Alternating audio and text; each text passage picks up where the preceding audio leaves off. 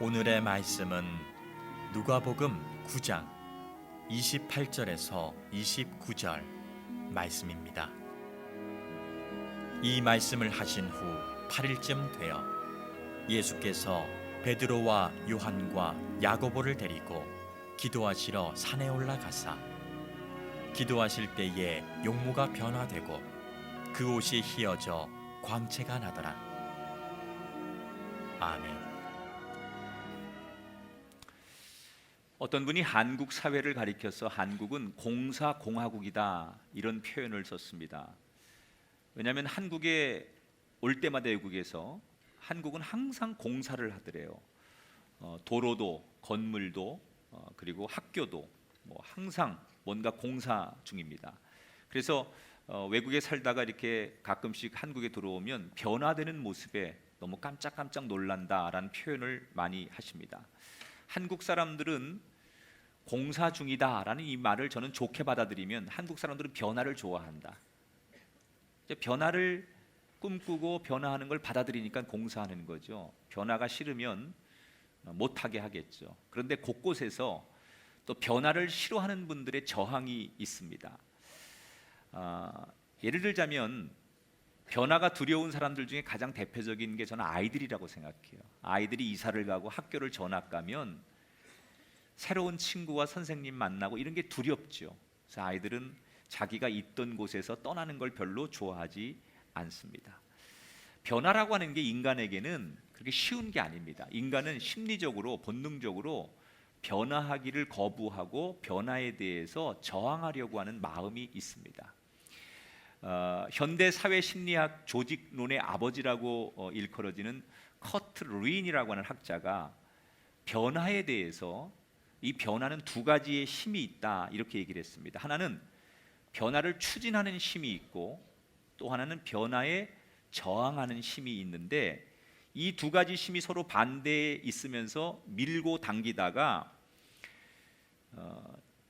변화하려고 하는 힘이 이기면 개혁이 되는 거고 변화에 저항하는 힘이 버티고 이기면 결국 변화는 실패하는 것이다 이런 얘기를 했습니다. 여러분의 인생은 어느 힘이 더 강하십니까? 내 인생 또는 사업, 우리 가정, 삶에 변화하는 힘이 더 강하십니까? 아니면 변화에 저항하고 맞서는 힘이 더 강하십니까? 바라긴 여러분의 인생에 좋은 일로 변화되는데 여러분의 인생이 아름답게 쓰임받게 되기를 주의 이름으로 축원합니다.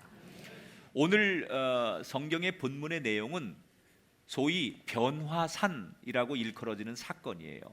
예수님께서 제자들 앞에서 모세와 엘리야와 대화하시면서 아주 신비로운 환상과 모습으로 변화되는 모습을 목격하게 해주시는 이야기. 근데 사실 이 변화산의 이야기 바로 전에 지난 시간에 제가 설교를 드린 내용인데 어떤 내용이 있었냐면 베드로가 예수님을 그리스도십니다라고 고백한 사건이 있었어요. 지난 설교를 기억하십니까? 예수님께서 제자들에게 질문을 하시잖아요. 세상 사람들이 나를 누구라고 하느냐, 뭐라고 부르느냐 그랬더니 세상 사람들이 하는 얘기를 예수님께 그대로 전해 주었어요. 어떤 사람은 예수님을 세례 요한이라고 부르는 사람도 있고 엘리야 같다고 부르는 사람도 있고 구약의 선지자 중에 한 사람이라고 부르는 사람도 있습니다. 그랬더니 예수님이 그 얘기를 듣고 나는 세상 사람들이 나한테 뭐라고 하는지에 대한 관심보다는 너희들이 나를 어떻게 생각하는지에 대해서 궁금하다. 그러면서 베드로에게 너는 나를 어떻게 생각하느냐 이렇게 물었더니 베드로가 깜짝 놀랄 만한 얘기를 해요. 뭐라고요? 주는 그리스도시요. 그리스도라는 얘기가 뭐예요? 메시아, 기름 부은 종, 구원자 그런 뜻이라고 했어요. 예수님께서 이 베드로의 고백을 들으시고 칭찬하시면서 네가 내 제자가 될 만한 자격이 있다. 그러면서 내 제자가 되려면 한 가지를 해야 되는데 자기 자신을 버리고 십자가를 지고 나를 따라와야 된다. 이런 말씀을 하셨어요. 자, 사실 예수님께 베드로와 제자들이 주는 그리스도시오라는 말까지는 잘했습니다. 그런데 예수님께서 그 다음 얘기가 제자들에게는 굉장히 힘든 얘기였어요. 사실 제자들이 지금 예수님께 듣고 싶은 소리는 너희들이 나를 이렇게 열심히 따라오고 내 제자가 되고 나를 위해 희생했으니 너희들에게 보상이 따를 것이다.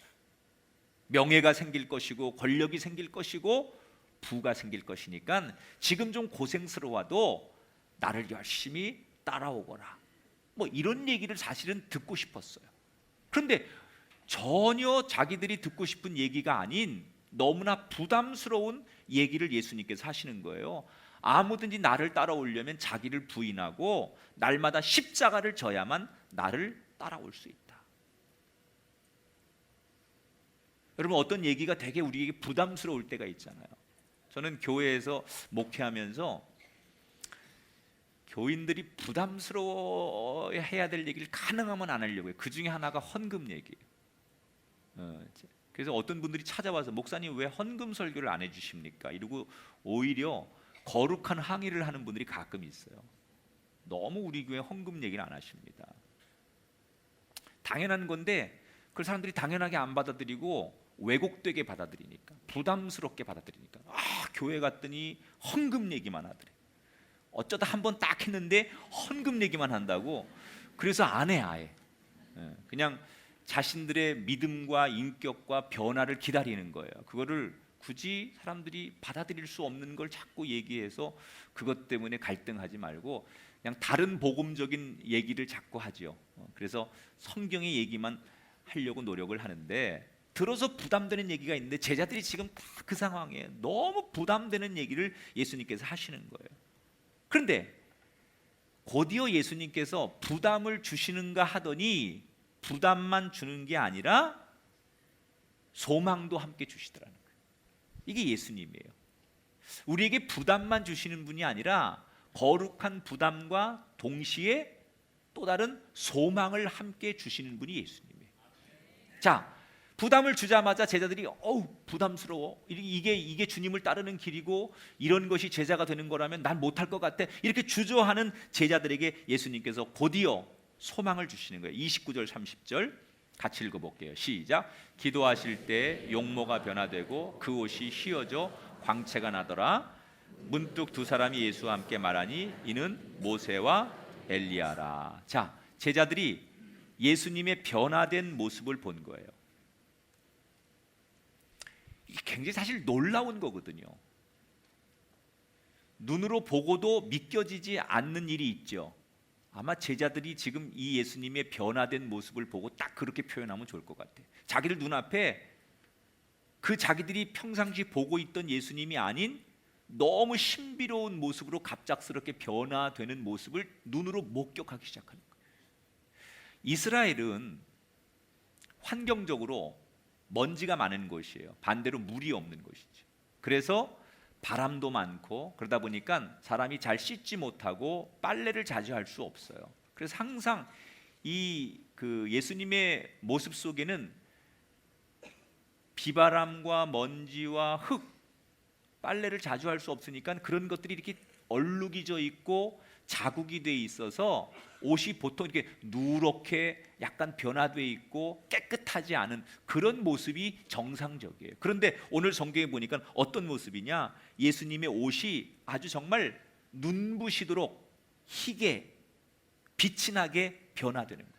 그 예수님의 입고 있는 옷이 너무너무 눈이 부시도록 하얗게 보이기 시작하면서 예수님이 누군가 대화를 하는데 보니까 유명한 모세와 엘리야와 대화를 하시더라는 거예요. 내가 꾸며낸 얘기가 아닌데 그렇게 나를 그런 눈으로 보시면 어떡해요? 성경에 나온 얘기를 내가 지금 하는데 마치 나를 바라보면서 뭐야? 뭐 이렇게 성경의 얘기를 제가 하는 거니까 아멘을 좀 하세요. 할렐루야. 자, 예수님께서 특히 오늘 이제 하나님이 예수님에게 모세와 엘리야를 보내셔서 구약의 과거 인물을 보내셔서 제자들 앞에 대화하는 내용을 보여주셨다 그랬잖아요. 여러분, 모세와 엘리야는 어떤 특징이 있죠? 구약에서 둘 다 대표적인 구원자예요.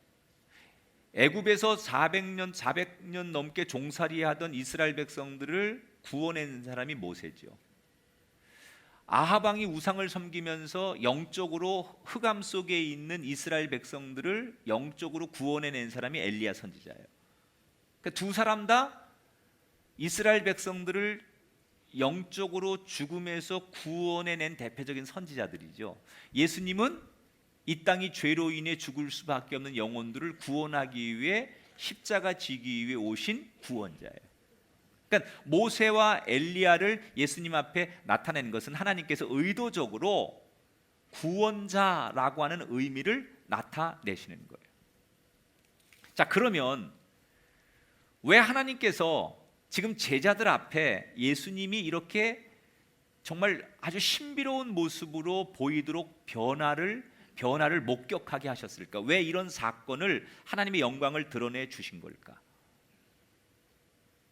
사람은요, 무엇을 보느냐가 참 중요한 거예요.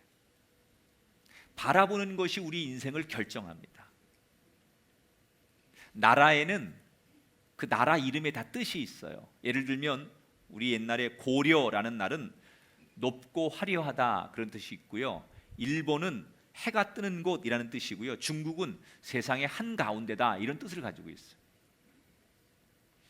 근데 이렇게 쭉 나라의 그 뜻, 지명 뜻을 찾다 보니까 재미있는 나라 하나가 있더라고요. 페루, 남아메리카에 있는 그 페루라고 하는 나라가 있는데 이 페루라고 하는 뜻이 좀 엉뚱합니다. 어떤 뜻이냐면 저쪽이라는 뜻을 가지고 있더라고요. 그러니까 어떻게 해서 이 페루라는 나라의 뜻이 저쪽일까? 이걸 어원을 찾아보니까 1511년에 유럽의 빌보아라고 하는 사람이 금을 찾기 위해서 군인들을 데리고 이 페루 땅에 들어오게 됩니다. 근데 그때는 페루에 원주민들이 살고 있었는데 이 원주민들이 워낙 그 금이나 이런 자원들이 많으니까 그걸 캐다가 그냥 그릇을 만들고 그거 가지고 뭐 이렇게 몸에 지니고 있고 그게 얼마나 귀한 줄 모르고 그냥 쓰는 거예요. 근데 빌보아라는 사람이 그걸 알고 와가지고 원주민들이 쓰는 그 금을 빼앗기 시작하는 거예요. 워낙 금이 많으니까.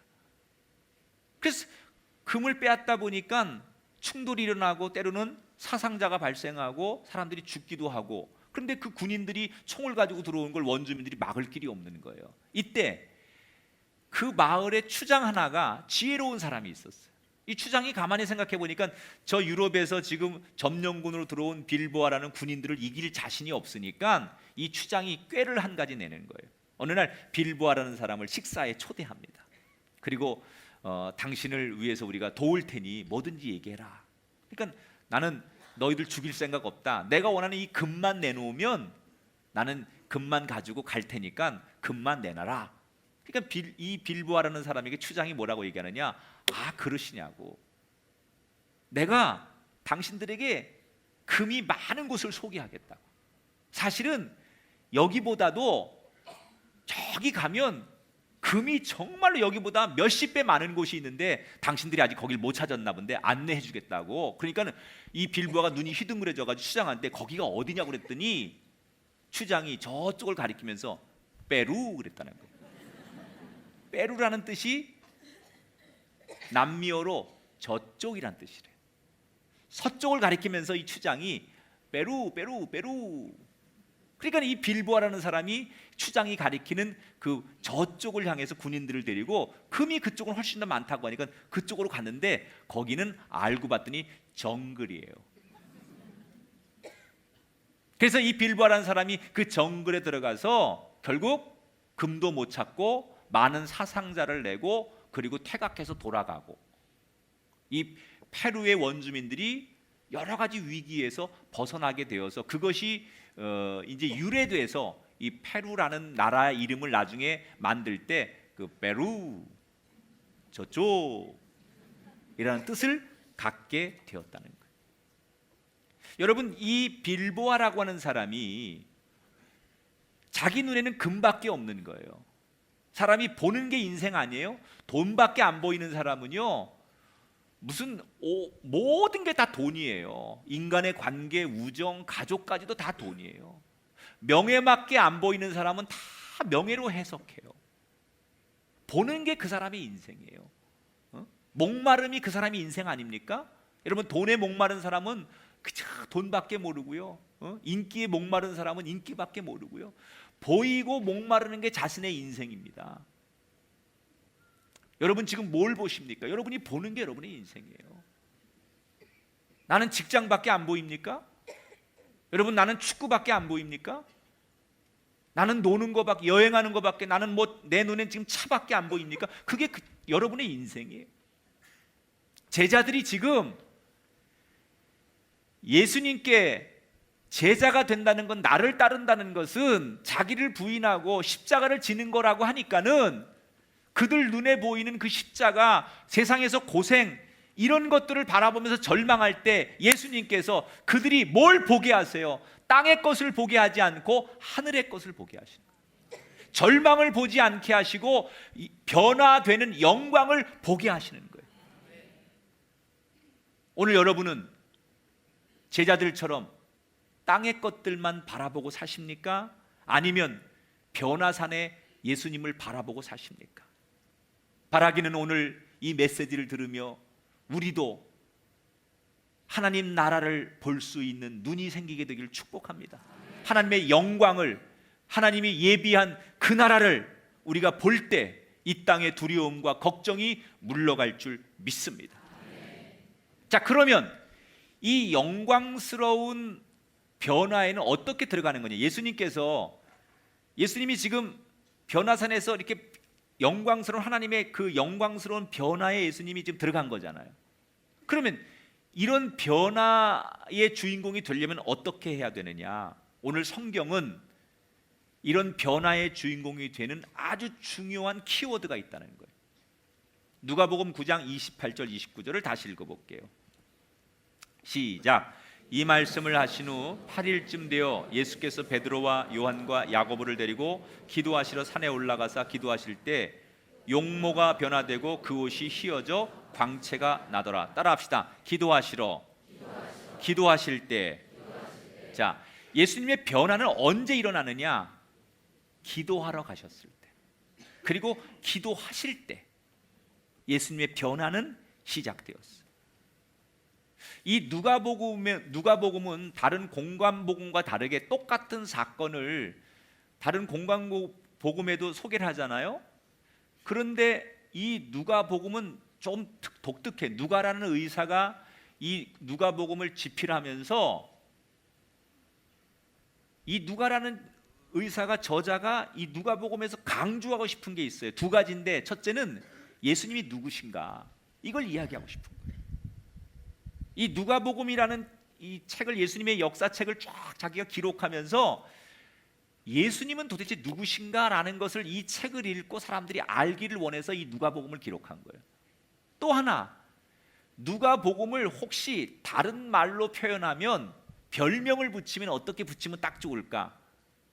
누가복음은 별명이 있어요. 기도복음이에요. 그만큼 누가는 성도들이 기도하는 것이 얼마나 중요한 일인가를 이 누가복음에서 굉장히 강조하려고 해요. 여러분, 누가복음에 보면 예수님께서 공생애를 시작하기 전에, 이제 예수님이 본격적으로 이제부터는 내가 하나님의 사명을 가지고 세상 사람들 앞에 그 뜻을 전하고 일해야지라고 예수님이 본격적으로 하나님의 일을 시작한 걸 공생애라고 해요. 그 공생애가 시작되기 전에 아직 예수님이 어떤 존재인지 세상 사람들이 몰라요. 그때 아무도 예수님의 존재를 모를 때 예수님 뭘 해요? 혼자 기도하세요. 세상 사람들이 알아주지 않는 무명일 때도 예수님은 기도로 예수님의 사역을 준비하셔요. 그리고 이제 드디어 세상 사람들 앞에 예수님이 나타나셨어요. 그리고 이적을 행하고 말씀을 전하는데 다른 선지자들, 다른 랍비들하고는 다르게 예수님 말씀에 파워가 있고 능력이 있고 논리정연하고, 그 예수님 말씀을 듣고 보면 자신들의 삶의 변화가 생기고, 그러니까 막 군중들이 예수님께 몰려들기 시작하는 거예요. 지난주에 얘기했잖아요. 오병이어의 기적, 2만 명도 넘는 군중들이 막 광야에 몰려들고 막 그러니까 여기저기서 막 기가 막힌 일들이 일어나니까 사람들이 예수님을 연호하기 시작했어요. 유대라는 나라가, 이스라엘이라는 나라가 로마의 식민지를 하고 있었는데, 지배를 받고 있었는데, 그 로마의 식민지로부터 이 나라를 구해줄 영웅이 나타났다. 예수님을 이 나라에 우리가 왕으로 옹립하자 이러면서 막 거의 군중들이 폭동 수준의 예수님을 옹이하고 예수님의 인기가 하늘을 찌를 듯하게 높아질 때, 그때 예수님 뭐 해요? 그 광야에서 오병이의 기적을 일으키고 나서 사람들이 예수님 막 만지려고 하고 예수님을 연호하고 마치 그냥 예수님 주변으로 막 몰려들려고 할 때 예수님은 오히려 그 군중들을 뒤로 하고 어디로 가요? 따로 제자들 데리고 기도하러 갔어요. 유명해질수록, 바빠질수록 예수님은 오히려 기도하러 가셨어요. 여러분, 이게 우리에게 주는 메시지예요. 우리는 일이 잘 될 때, 성공할 때, 형통할 때, 그때가 오히려 기도를 멈출 때가 아니라, 이제는 기도 안 해도 될 때가 아니라 그때는 더 기도할 때예요. 예수님이 유명해지고 성공하고 화려하고 사람들이 필요로 할 때 그때 더 많이 기도하셨던 것처럼, 그리스도인의 삶은 유명해지고 기도하고 성공했을 때 이제는 기도 안 해도 돼, 그것이 아니라 그때는 더 많이 기도해야 될 때라는 것을 기억하십시오. 반대로 예수님이 지쳤을 때, 그때는 잠을 자고 먹고 쉬는 게 예수님의 일이 아니라 지치고 힘들 때, 그때도 예수님은 기도하러 가셨어요. 그러니까 누가복음에서 강조하는 것은 기도는 호흡과 같고 기도는 쉬면 안 되는 거고 기도가 그만큼 중요하다는 것을 누가복음이 강조하는 거예요. 갈대상자라고 하는 그 한동대학교 김영길 총장의 부인 김영애 권사님이 쓴 책에 보면, 이분이 그 책에 기도에 대한 얘기를 하면서 거창고등학교 전영창 교수님에 대한 이야기, 교장 선생님에 대한 얘기를 해요. 이 전영창 교장 선생님은 굉장히 훌륭한 분입니다. 미국에서 유학을 하시고 아주 미국에서 정말 안정되게 살 수 있었던 분인데, 오늘 하나님께서 강하게 소명을 주시는 거예요.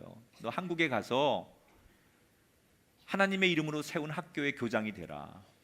근데 미국에서 이미 자기는 모든 게 보장되어 있는데 하나님께서 너무 강력하게 소명을 주니까 이 전영창이라고 하는 분이 하나님 뜻대로 이제 이 거창이라고 하는, 저 경상도 거창 그 시골 마을에 조그마한 학교가 하나 있는데 그게 거창고등학교. 와 보니까 학교가 얼마나 어려운지 학생들이 다 떠나고 8명 남았더래요. 그런데 빚이 너무 많아가지고 학교가 운영이 안 되네요. 이때 이 전영창이라고 하는 분이 교사 수를 반으로 줄이고 월급을 줄여가지고 어떻게 경영을 잘해서 학교를 일으켜 보려고 하지만 이미 한번 기울어진 학교가 회복이 안 되는 거예요. 빚이 너무 많은데 그 빚의 이자가 막 들어오니까 학교가 파산될 위기에 모이는 거예요. 그러니까 마지막 승부수를 던진다 이분이. 학교가 파산될 것 같으니까 어떤 결심을 하느냐, 내가 죽으면 죽으리라, 마치 에스더 같은 마음으로 금식 기도를 해서 마지막으로 하나님 앞에 학교 살려주시든지 아니면 나를 죽이십시오, 그런 마음으로 학교 문제를 가지고 산에 일주일간 금식 기도를 하러 들어가요. 그러면 하나님께서 자기의 각오를 들으시고 내가 이렇게까지 절규하며 기도하면 들어주실 거라고 생각을 하고 기도를 하러 가는 거예요. 그 금식 기도를 들어가서 첫째 날, 둘째 날, 셋째 날, 넷째 날까지 기도를 하는데 하나님께서 아무런 응답을 안 주시는 거예요. 그러니까 지치는 거예요. 그러니까 어느 날 금식 기도를 하다 말고 산 중턱에 탁 앉아가지고 하나님 앞에 원망을 하기 시작하는 거예요. 하나님, 이게 뭡니까? 나 미국에서 잘 살 수 있는 사람 이 한국의 시골의 학교에 갖다 놓고서 이렇게까지 나 망신살 뻗치게 하고 이 학교를 망하게 만드시면 나 하나 잘못되는 게 문제가 아니지 않습니까? 내가 잘못되면 나 하나님 이름으로 여기 왔는데 결국 하나님 욕먹는 거 아닙니까? 하나님, 이 학교가 잘 돼야 하나님 영광 받으시는 거고 이 학교가 하나님 이름으로 세운 학교인데 이렇게 하나님 이름이 망령되게 하시면 어떻게 할 겁니까? 왜 하나님 이렇게 가만히 계십니까? 그러면서 하나님 앞에 원망을 하는데 그 원망의 이제 게이지가 점점 높아지는 거예요. 나중엔 뭐라고 원망을 하느냐? 정이 이렇게 나오시면 나도 막 나가겠습니다. 이렇게 안 도와주실 거라면 나도 이거 내려놓고 내가 저 시골에 땅 13마지기 있는데 그거 팔아가지고 신문에 광고 내겠습니다. 세상 사람들에게 내가 뭐라고 광고 내느냐? 여러분, 나처럼 하나님 믿다가 사기당하지 마시고 하나님 믿지 마십시오. 나는 하나님이 나를 안 도와주는 게 나한테 사기치는 거라고 생각하니까 난 그렇게 생각하고 광고할 겁니다. 그러면서 자기 마음속에 그런 절망과 아픔을 막 그렇게 하나님 앞에 토로하는 거예요, 혼자서. 그런데 막 마음속에 하나님에 대한 그런 원망이 막 생기면서 막 그렇게 하나님을 원망하는데 한편으로는 석양 노을이 쫙 지는 거예요, 산에서. 그리고 지금 마치 가을 바람처럼 바람이 슉 불어오는데 나뭇가지들이 쫙 흔들리면서 그 바람과 함께 가지에 흔들리는 소리가 자기 그 피부에 쫙 귓가에 이렇게 들려오는 거예요. 그리고 하늘을 보니 정말 너무너무 아름다운 거예요. 어느 화가가 그림을 그린 듯 이렇게 아름답게 그릴 수 있을까? 그리고 나는 너무너무 힘들지만 가만히 보니까 이렇게 나는 정말 죽을 만큼 힘든데도 여전히 어제와 오늘 똑같이 아침이 되면 해가 뜨고 저녁이 되면 해가 지고 이 지구와 우주가 자전과 공전을 통해서 기가 막히게 돌아가는 이 모든 이렇게 주변의 자연을 보니까 이건 하나님이 아니고는 이렇게 만들 수가 없는데, 그러니까 조금 아까 자기 하나님 앞에 막 원망하고 막 그러다가 이 자연을 보면서 이게 다 하나님 만든 건데 라는 생각이 드니까 하나님 앞에 죄송하더래요. 그러면서 자기도 모르게 입에서 찬송 하나가 나오더라는 거예요. 이 그 아름다운 석양의 자연을 보면서 그 전영찬 교장 선생님이 거기서 혼자 중턱에 앉아가지고 눈물을 흘리면서 자기도 모르게 찬송이 하나가 나오는 거예요. 참 아름다워라 주님의 세계는 저 솔로몬의 옷보다 더 고운 백합화. 이 찬송이 나오는 거예요. 그리고 이 찬송을 부르는데 막 눈물이 나는 거예요. 그러니까 이 선생님이 하나님 앞에, 하나님 조금 전에 제가 한 얘기 취소해요. 제가 잘못했어요. 못 들은 걸로 해주세요. 그리고 실컷 울면서 찬송 부르고 회개하고 그리고 금식 기도를 마치고 이제 학교로 돌아왔대요. 돌아와서 보니까 자기 책상에 편지 하나가 와 있는데 편지를 뜯어보니까 자기가 미국에서 유학할 때 신학교를 다녔는데 이분이 자기 같이 공부하던 동창 하나가 편지를 보냈는데 거기 뭐라고 썼느냐, 갑자기 기도하는데 당신 생각이 나서 내가 당신 구자에다가 2050달러를 넣었으니까 학교를 위해서 썼으면 좋겠다고, 이런 편지가 하나 와 있더라는 거예요. 그런데 그게 학교를 살리는데 꼭 필요한 돈이었어요. 너무 이 교장 선생님이 감격해가지고 하나님 앞에 울면서, 하나님 이렇게 주실 바에는 진작 좀 주시지. 왜 그렇게 나를 막 속끓이게 하고 애간장 나게 하고 그냥 내가 하나님 앞에 깨끗거리게 하고 그렇게 나를 피를 말리게 하고서 주실 거면 좀 편안하게 주시지 왜 이렇게 피를 말리게 해서 주시는 거냐고. 그랬더니 하나님께서 마음속에 이런 깨달음을 주시더래요. 이놈아, 난 너희들한테 안 속는다. 내가 미리 주면 니네가 기도하냐? 그런 감동을 주시더라고요. 여러분, 하나님은 주십니다. 언제? 우리가 무릎 꿇고 주님을 찬송하고 기도할 때. 할렐루야. 오늘 본문의 변화사는 언제 일어나요? 예수님이 기도하실 때. 여러분의 인생의 변화, 여러분 자녀의 변화, 여러분 배우자의 변화, 여러분의 삶의 여러 가지 많은 인생의 계획들의 변화는 언제 일어나느냐? 내가 하나님 앞에 기도할 때, 그때 변화산의 역사는 시작되는 거예요. 여러분 마음에 이 세상이 변화됐으면 좋겠다고 생각하십니까? 교회가 세상을 향하여 품고 기도할 때 세상의 변화는 시작되는 거예요. 기도 없는 변화는 없어요. 기도할 때.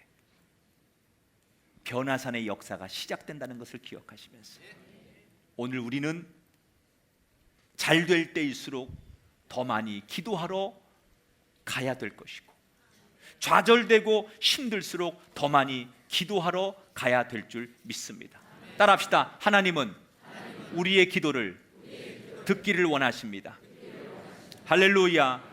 주의 이름을 부르시는 저와 여러분이 되기를 주의 이름으로 축원합니다.